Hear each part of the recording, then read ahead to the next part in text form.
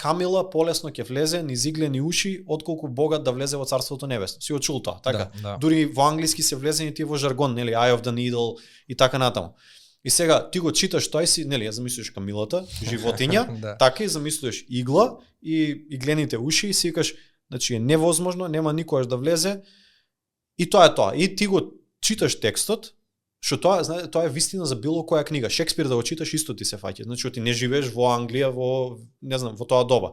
Кој текст да го земеш од древна историја од сега, тоа е за сите важи исто. Библијата не ја издвојува тоа, културолошката или хронолошката дистанца е подеднакво влие на било кој текст на било која книга. Значи тоа мора секој да биде интелектуално искрен да го признае. Сега за иглава да се вратиме, значи кога Христос го кажува тоа на луѓето што го слушаат тогаш, они знаат што значи тоа. Знаеш што значи тоа?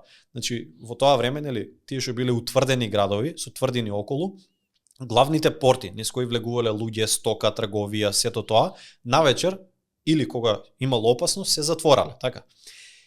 И не можеле ни луѓе, мислам не можеле ни стока, не може ни за некој да не се прошверцува, нели, тројански коњи да не внесе во и да го освои градот.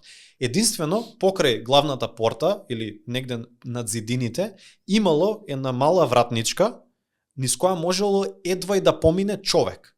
Без товар, значи без ништо да носи со него, без торби, без ништо, значи само едва и човек да помине.